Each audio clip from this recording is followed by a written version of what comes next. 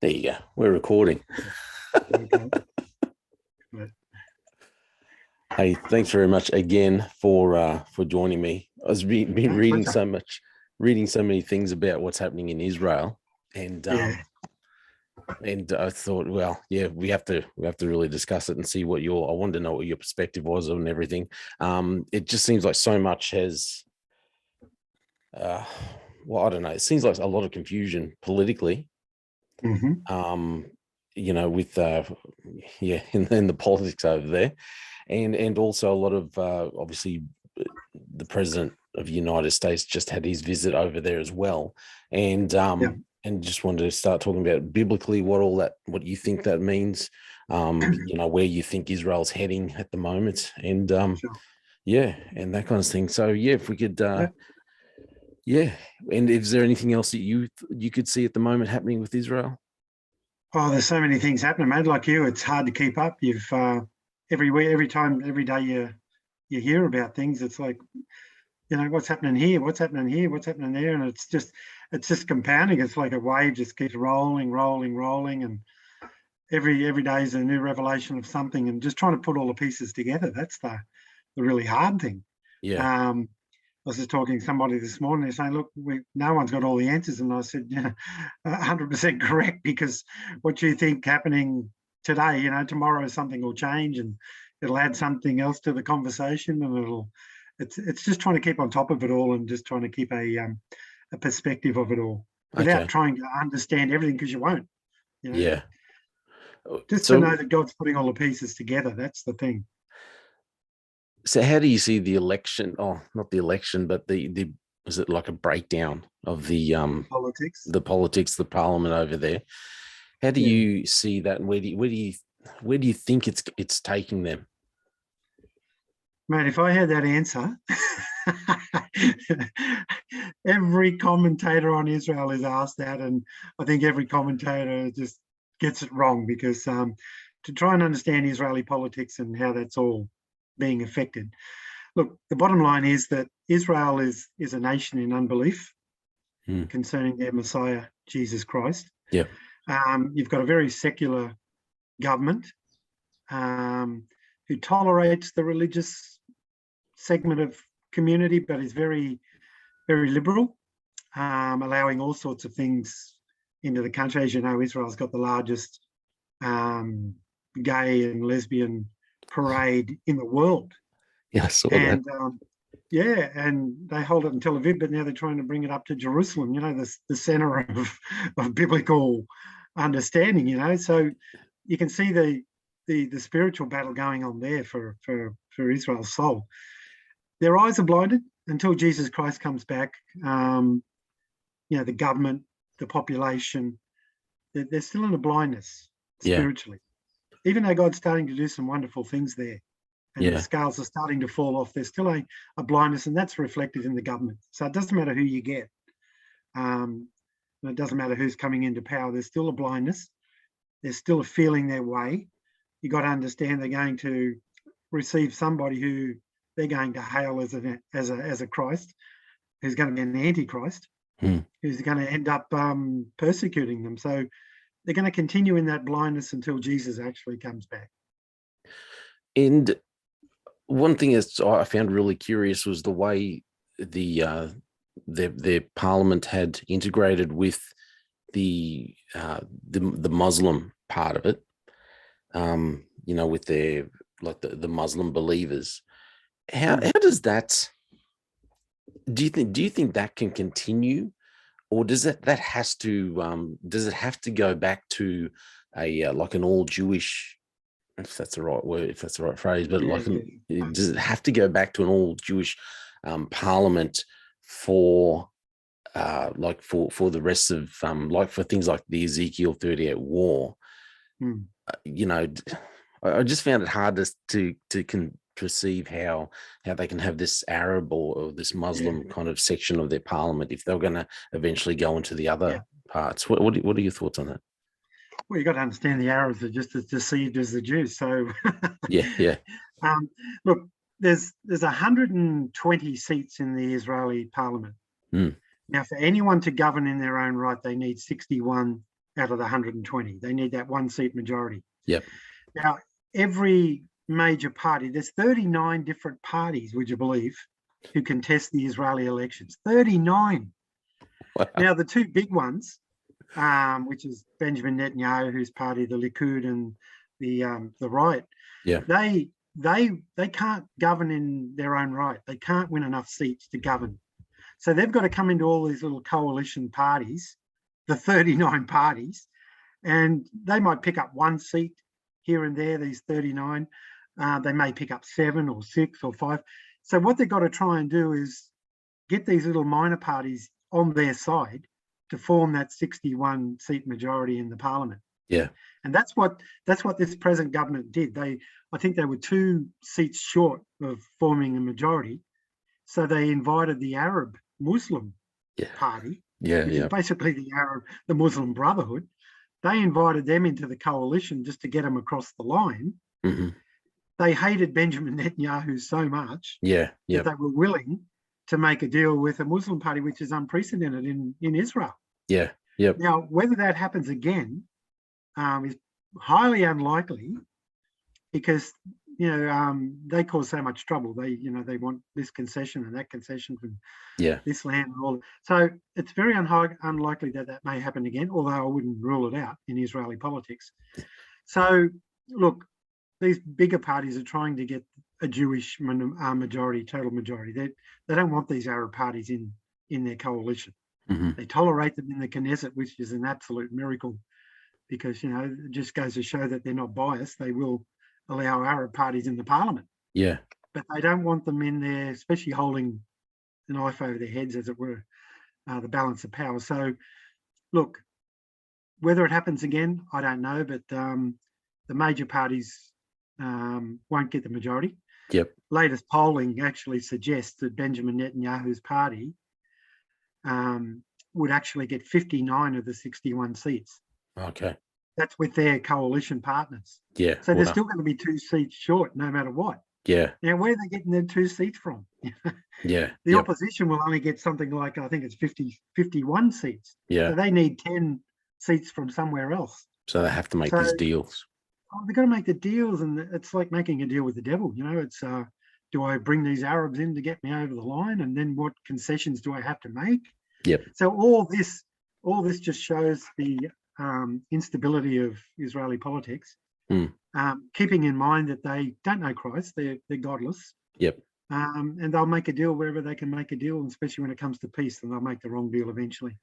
Okay, so with speaking of deals and everything, what happened with the president and the deals that he's made with with Saudi Arabia and that, and how can you explain that a little bit, and how that also fits into, or what you think it fits into with biblical prophetic aspect? Yeah.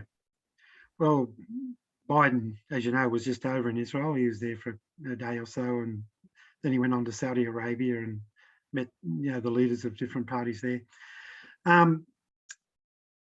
When it comes to making a peace deal in the Middle East, you've got to have all the partners lined up. Saudi Arabia is a big one. As you know, probably in Israel, Saudi Arabia has control of a lot of the religious sites. Yeah. It's under their sort of jurisdiction, even though Jordan holds the Temple Mount. But Saudi Arabia has a big influence on what happens there. So you've got to get Saudi Arabia on side. I don't know what Biden went to Saudi Arabia really for. Probably to try and organise some oil for the United States. We don't know. Yeah. But you've got to get all these partners in line. And Saudi Arabia is becoming a friend of Israel, would you believe? They're actually going to allow Israeli jets to fly over their airspace, which they've never done before. Amazing. So, which would be great. Commercial airliners, you have to go down below Saudi Arabia and up the Red Sea and go around it. But now they're going to actually allow them to fly planes over the top of Saudi Arabia, which is a big step. Yep. Now, I think what's going to happen there is there's a new leader coming. The old king's dying and his son's taking over, and he's more progressive. This is that. So I think you'll see a few more peace deals with Israel, a few more. Yeah, I think everything is pointing to the players coming into line, as it were. Yeah. Getting ready for these coalitions of peace, and But look, it's very hard to say definitively what Saudi Arabia's role is going to be. Yep. But you've got to have them on side. If you're going to have any sort of peace there, you've got to have these major players. So that's yet to be seen what's going to happen there. Yeah, but so in the long term, Saudi Arabia, because they're described in Ezekiel as being my mind's gone blank.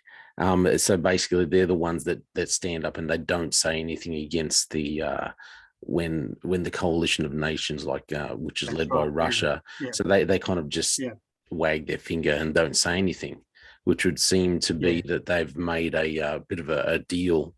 Or they're not a part of the attack that God says will they happen. stand up and say, "What are you doing?" Basically, what are you doing? yeah, what are you doing? So and what's their name in the Bible again? What's there? Is it Dan? And Saudi Arabia. Well, it could known as Arabia. I think it's Dedan. It can be the tense of Dedan, and I think there's a few other names. I'm not exactly sure. Okay. I can't remember at this stage. But you've got to understand that Saudi Arabia hates Iran. And Iran is going to be part of that coalition that attacks Israel. So Saudi Arabia is not going to join them. No.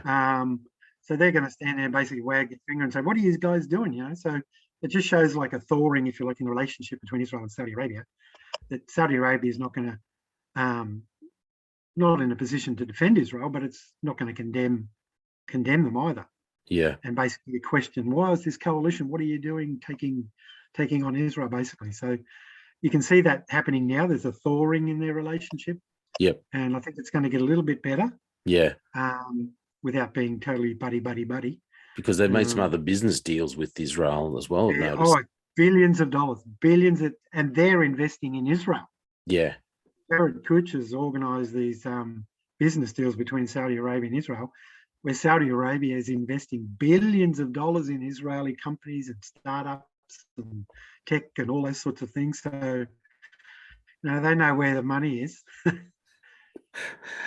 So the other thing, obviously, that's going on with the war over in between Russia and the Ukraine, and everything that's happening there.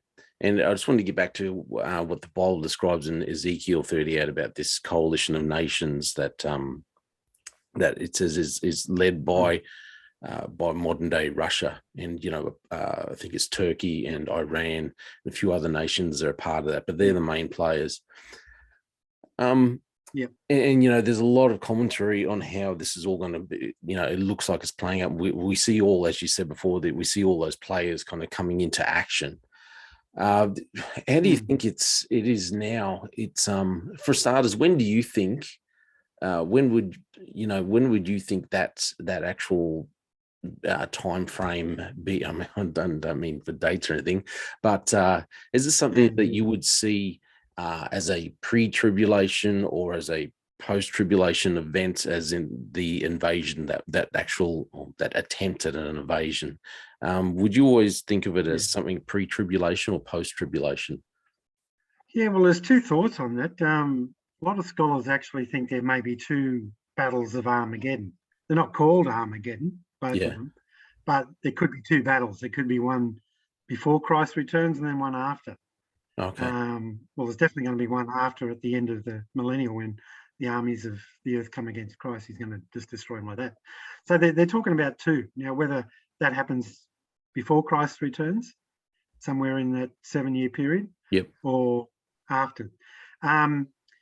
What I always say is, and you've heard me talk about the shadows. Before the substance arises, there's always a shadow.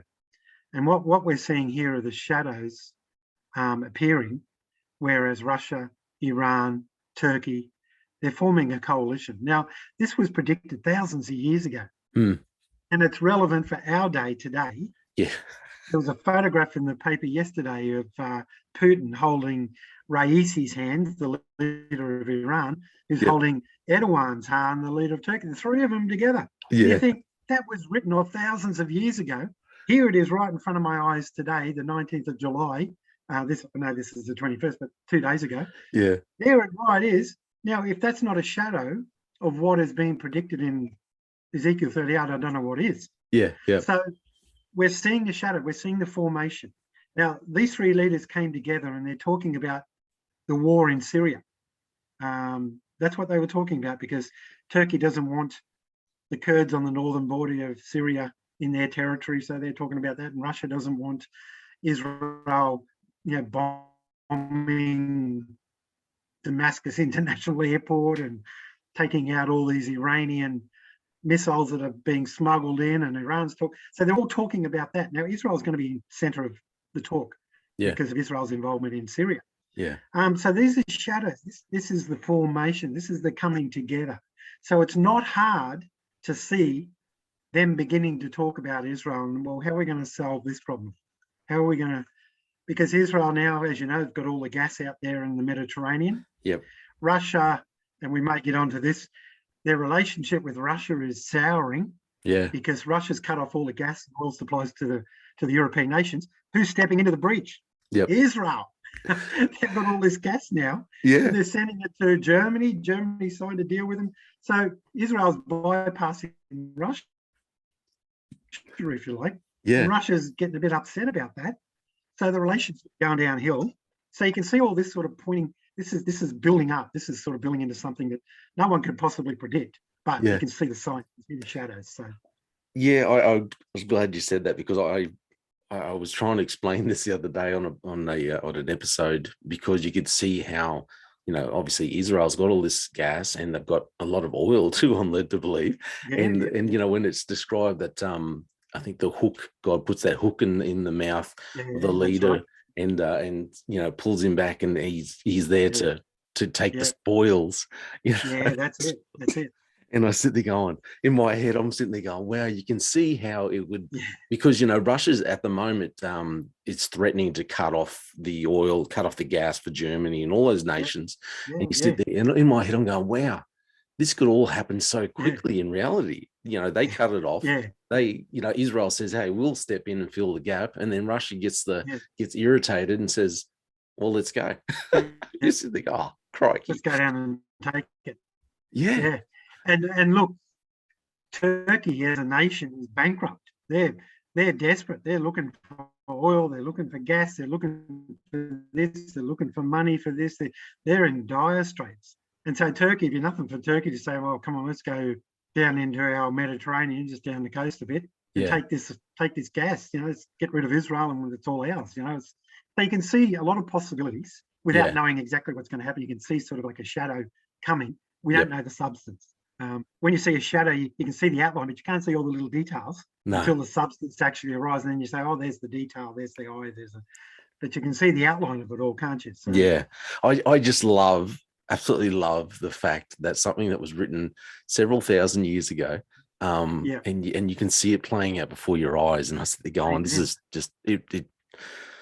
I get so excited. I just like, well, I do too. Yeah, and my focus, as you know, is on Israel. And when I see Israel coming back into the land, and I'm reading about all these ancient prophets who wrote thousands of years ago, who saw a regathering of a dispersed people. And it's happening in my day and my age, and I see all these nations and all the Jews coming back from the nations. I'm thinking, man, this if you got eyes to see, this is the word of God coming true. And that excites me. And then you see all these other things happening that were spoken of, nations who hated each other up until 30, 40 years ago, like Russia and Iran hated each other. Yeah. And now they're buddies. It's like, come on, you can't bury your head in the sand and say this is not happening. Yeah. This is God. This is exciting, and it's just to see it happening every day. It's like, wow. Yeah, very exciting, very exciting.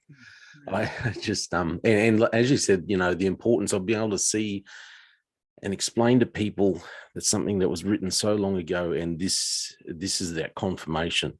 That confirmation of really God's word. People doubt it. You can see, well, hey, I can physically prove it. It's not just believing in something airy fairy. I can physically prove it. And that is a good way to prove that God is real, because you say something 2,000 years ago, people think, oh, well, that's 2,000 years ago, it could happen anyway, but to be happening exactly how he said it, proves that God is real. He said it and he's doing it. Yeah. And that's how you can prove that God's real. Look at Israel. Oh, Yeah. they'll be scattered, they'll be gathered. What's happening? Open your eyes and have a look. Yeah. God is proving himself true if people will only open their eyes sincerely and have a look. Yeah. Yeah. So one other thing I want to bring things back a little closer to home because of what some of the discussions that have been happening. To me, it feels like Australia's kind of been pulled apart with a lot of trans discussions, and it feels like there's a lot of confusion back home. So and one thing I've found hard to, because I wanted to talk about things on the podcast without being too harsh, because in my mind, some of these issues with the trans issues and that, I feel genuinely sorry for these people, because you sit there thinking, well, they don't, they're confused. How do you discuss, or how do you tackle those issues if they ever come up with your with your pastor work and stuff? How do you help people with that? Yeah, well, I'm pretty blunt. I'm known to be sort of straightforward. I don't sort of worry about political correctness many times. I get myself into trouble sometimes, but look, I'm very blunt. The Bible talks about the time of Christ's return. It's going to be like the days of Noah and the days of Lot. Yep. Now, have a look at the days of Lot. What was happening? There was cities that were just totally dominated through sexual immorality, perversion, the homosexuality, all those things. Now, that's only one sign. It's not just the only sign, but that was part of society. You have a look at society today. It is totally perverted in its thinking. Homosexuality and things like that are accepted as normal. You try and question that or give a different opinion, you're shouted down, you're shot down, you're ridiculed, you're persecuted. They can have their view and they say everyone is even. You can have your own point of view, but you have a Christian perspective and you're crucified. That's not tolerated. No. And so when I'm talking to those things with people, I'm saying, listen, the Bible talks about how if people have a heart for those things, God says he'll give them over to that. He'll say, okay, that's what you want. Okay, you go for that. In Romans 1. So that's the mindset. Yeah. So people who are deceived are deceived. And I do feel sorry for them, but at the same time, I'm thinking, well, that's what they really wanted. God's given them over to it. And that's a sad and a very scary position to be in, because God says, okay, that's what you want. That's what you get. That's what you're going to follow. And the results of following that is, eternity without Christ. So it's a very serious thing, but I just tell people, listen, there's the spirit of the age. The Bible talks about it. It's an antichrist spirit. So everything you see happening in the world today is naturally geared against Christ, against the word, against good godly morality. So don't be surprised, although I'm shocked and I'm angry and excited, not excited, but I'm frustrated with how people accept all this rubbish. But at the same time, I shouldn't be surprised, because the Bible tells me, it warns me in the last days there's going to be a real spirit of selfishness, a spirit of antichrist, a real perversion. And so all these things that are happening, I tell people, look, it's the spirit of the age. It was foretold. It is a sign that we're living in the last age. The worst thing is that now it's getting into the church, and the church is accepting these things, these practices, or they're watering them down instead of taking a definite stand. And that's where I draw the line. Look, the world's doing what the world's going to do, because that's all it knows. But the church should know better. And we need to be preachers of righteousness. And that's going to cost. It's going to be a cost as far as persecution and ostracization and all those things. But we've got to be prepared to take a stand. Yeah. Okay. Listen, before we wrap up, is there anything that you're involved with Friends of Israel? Is there anything new happening with Friends of Israel? Anything you wanted to tell us about what they're doing, what you're doing? Yeah, Christian Friends of Israel at the moment in Israel are very much involved in resettling a lot of the Ukrainian refugees from Russia. Okay. There's a steady stream of refugees, Russian Ukrainians, coming back into the land. So we're very busy over there at the moment, trying to settle these people in, getting alongside of them. So that's our main focus at the moment. Yep. As long as, as well as all the other work that we're doing there, but this is a major thing, and we're raising finances and sending them to Israel, and people in Australia being very generous and responding. And that helps them settle in, and then gives us an opportunity to share the love of God with them. And okay. so, And if anyone wants to help support, what would they, what can they only need to just let us know. Christian Friends of Israel, you can just contact us. You can just drop me an email at cfiaustralia@hotmail.com, and I can give you any information you want. So CFI Australia at Hotmail. I'll put those details in the I'll put that detail in the chat there for anyone to contact you and do that if for they you. want to know what we do and everything, I can share that with them. So. That'd be fantastic. Final thing is, I just wanted, if you could just explain to people the importance of why Christ is so important, and and we'll just wrap it up. Yeah, I often hear people talking about, this poor person and these poor people and all these things. Well, look, the bottom line is people need Christ. The only thing that's going to change a person's life and their circumstances and their situations is Jesus Christ. Yeah. It's been the message right from the very beginning, and it's still the message today. It's not governments, it's not handouts, it's not mandates, it's not masks, it's not vaccines, it's not anything that man is proposing to do. No, Jesus Christ is the answer. Yeah. And you need to know Christ. And the reason you need to know Christ is because he offers life. Not only life now, but eternal life. And this life is coming to an end very quickly. As you know, we're all getting older and we all feel it. We know that we're mortal, but what's going to happen afterwards? And that's what we've got to secure now. And the only way we can do that is through knowing Christ, because he's the way, the truth, and the life.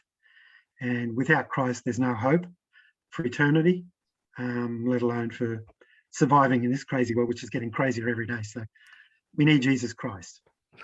Thanks. Very well said. No Pastor Patrick, thanks very much again for joining us. Joy. And we will definitely stay in contact, obviously, and have you again another time. Thanks, Pastor. Yeah, bless you, Jason. Thanks, mate. Bless Doing you. a good Bye. job. See ya. Bye.